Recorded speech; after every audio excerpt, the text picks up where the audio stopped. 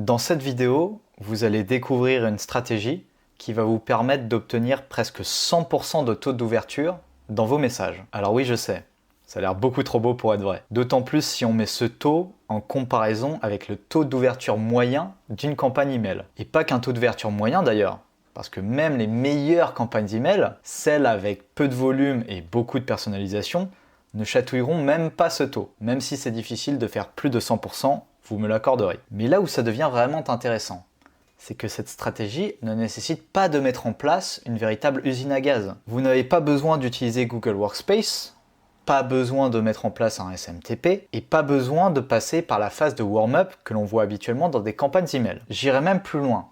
Cette stratégie ne nécessite pas que vous envoyiez vous-même le message. Et ça, son importance, parce que cela signifie également que vous ne vous retrouverez pas bloqué par les limites que l'on voit habituellement sur les réseaux sociaux. Essayez d'envoyer 30 fois le même message sur Instagram et vous comprendrez ce que je veux dire. Non, ne le faites pas, hein. C'est juste pour l'exemple. Cette stratégie est scalable, automatisable et RGPD friendly. Et cette stratégie, elle consiste simplement à utiliser les formulaires de contact présents sur les sites internet. Alors oui, je sais que vous le saviez déjà, parce que c'était noté dans le titre, c'était pas dur. Et quand on y réfléchit 2 secondes, tout ce qu'on vient de dire préalablement, tout de suite ça fait sens. Quand on dit qu'il n'y a pas de limite sur le fait d'envoyer des messages.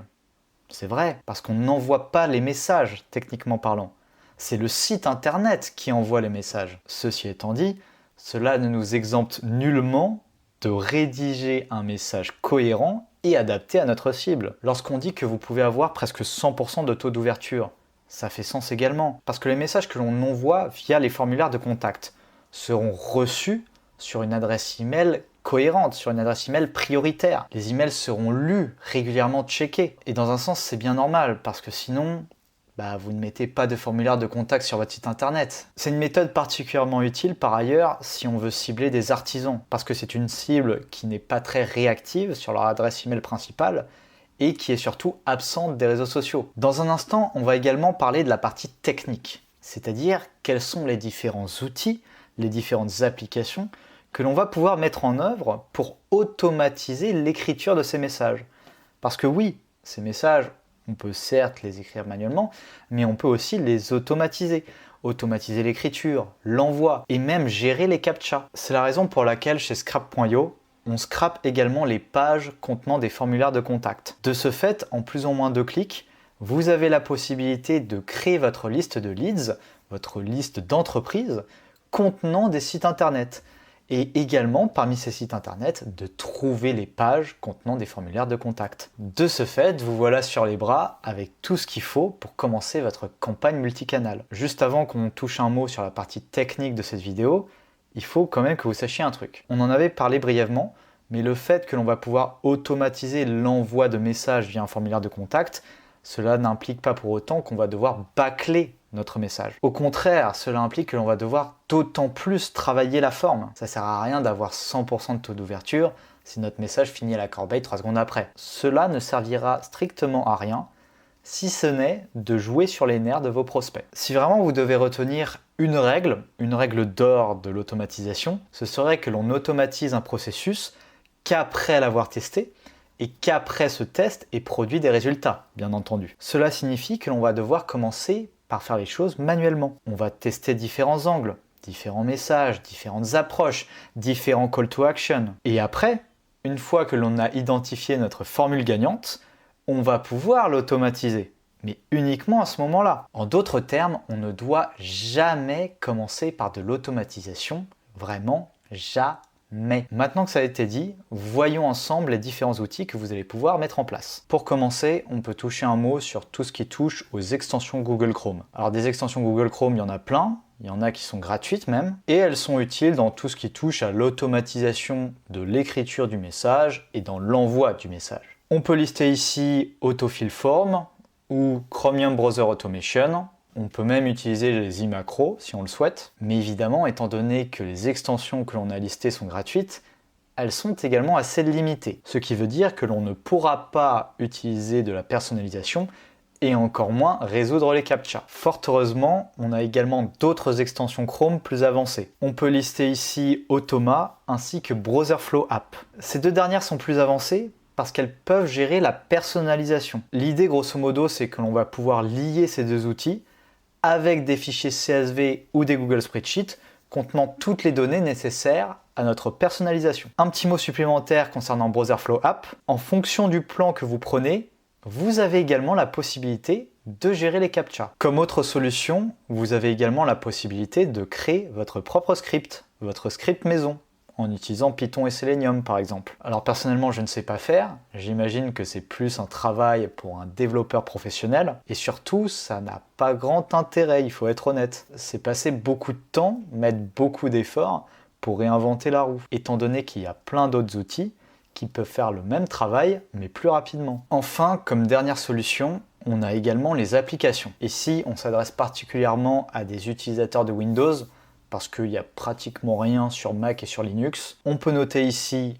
Browser Automation Studio, ainsi que Zenoposter. Ces deux outils sont extrêmement puissants. Tout ce dont on a besoin de faire, c'est de passer un petit peu de temps, de passer quelques heures pour bien les maîtriser, ou si vraiment on n'a pas le luxe de passer trop de temps, on peut dépenser, mettre un petit billet sur Fiverr. Et une fois que c'est fait, on peut automatiser des processus assez complexes. On peut bien évidemment remplir automatiquement les formulaires, on peut créer automatiquement des adresses email, et on peut même créer automatiquement des vidéos. Bien évidemment, ces outils incluent également l'utilisation et l'intégration de proxy et de solutions d'anti-captcha. Vous l'avez compris, c'est possible et en quelque sorte facile d'automatiser l'envoi de messages via des formulaires de contact. Néanmoins, si on souhaite avoir quelque chose de poussé et de 100% automatique, ça va évidemment nous demander un peu de budget. Il faut acheter l'accès pour l'outil, il faut acheter des services, des solutions d'anti-captcha, et il faut acheter les proxys. Pour être complètement transparent, vous devez également vous attendre à quelques erreurs lorsque vous allez faire vos tests, particulièrement si vous voulez tester directement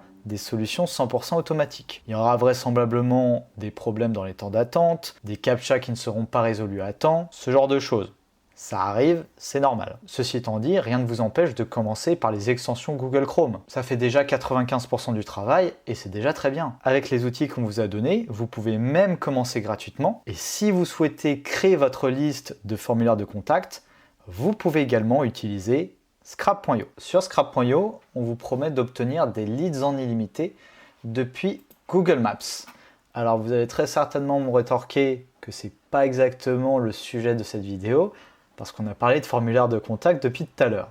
Alors laissez-moi vous expliquer. En ciblant des leads sur Google Maps, on peut cibler tout type d'artisans, tout type de TPE et de PME.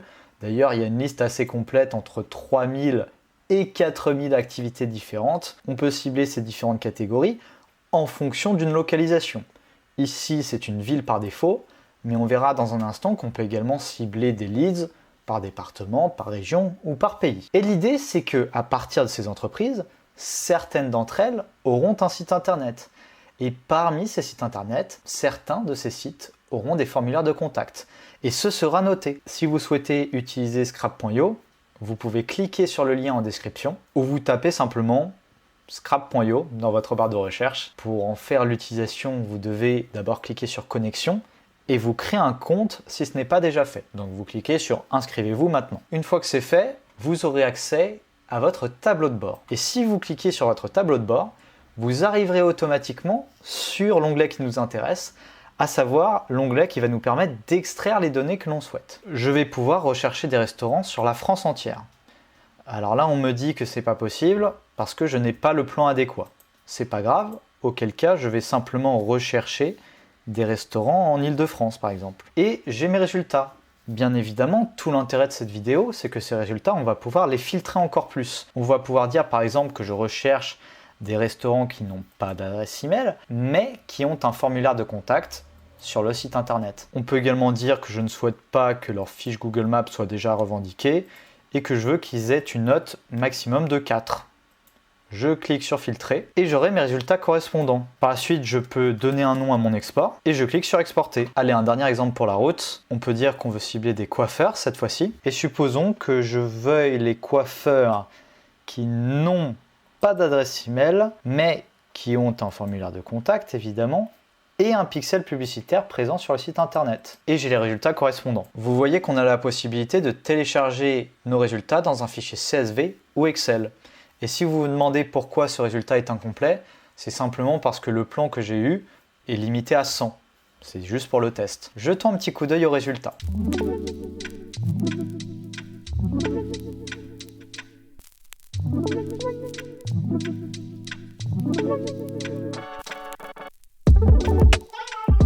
Et les voici. Vous voyez qu'on a la page de contact 1, 2, 3, 4, 5, ainsi que toutes les pages de contact répertoriées dans cette colonne. C'est la fin de cette vidéo, j'espère que ça vous a plu.